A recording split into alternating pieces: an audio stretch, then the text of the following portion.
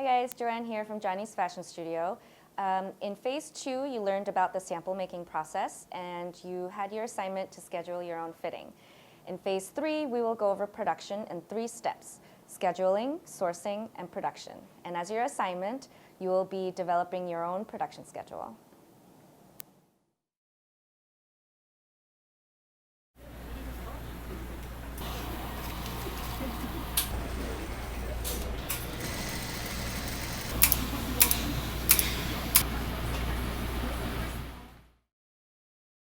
One very important document to create as you're going through your fabric and your trim sourcing is your cut ticket. The factory alone can't function without this cut ticket. You can't function without this cut ticket as you're doing your sourcing and your ordering. The breakdown of a cut ticket is quite simple. You have your styles, the different colorways, and the size breakdown. How many do you want cut per size, per color, per style?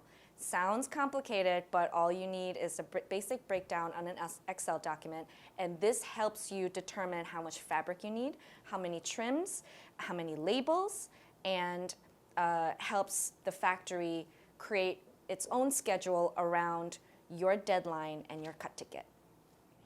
And so once the fabric is ordered, then you start talking to your factory about how much of each you need, the colorways that you need, and how much of those are needed. And it's extremely important to be organized. That's the thing that I can't stress enough. It's just organization and making sure you know exactly how much of each you need, instead of just kind of like being like, oh, I guess I need like 15 yards of this, but knowing exactly that you need 14 and a half yards to make this much. You want to order a couple extra, and things like that. And then you also need to account for labels and hang tags, button zippers, like all those things. So, really important just for each garment just to kind of make a checklist of all the elements that go into it. So make sure you have the lining and the self fabric and the combo, and then all of the notions and things that go into making that design happen. Next, we're going to talk about production schedule. It is so important to keep all your information organized within a timetable so that between all these various different elements, you know exactly when things are coming in, shipping out, and arriving.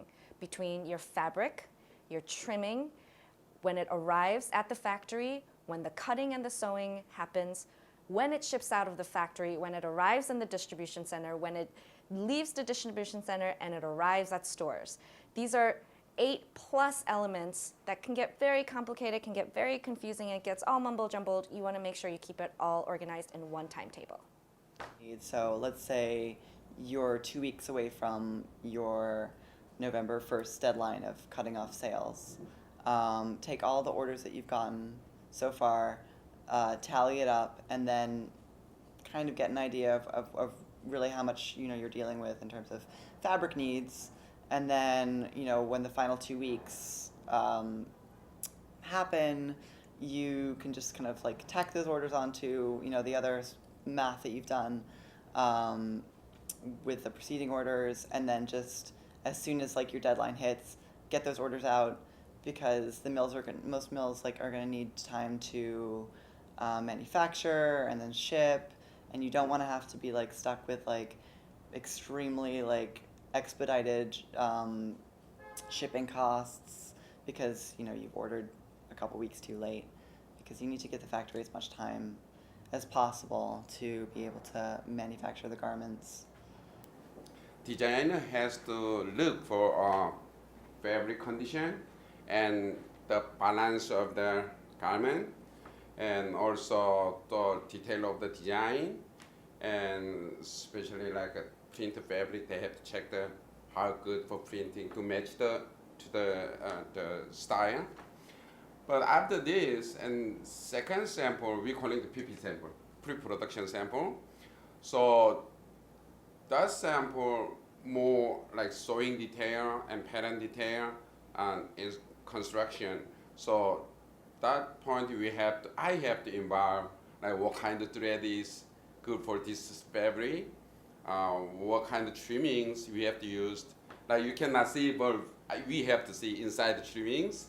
And sometimes, also when you do dry cleaning this fabric, lining doesn't match it. Lining doesn't like dry cleaning. So all those kind of technical things, I have to involve to.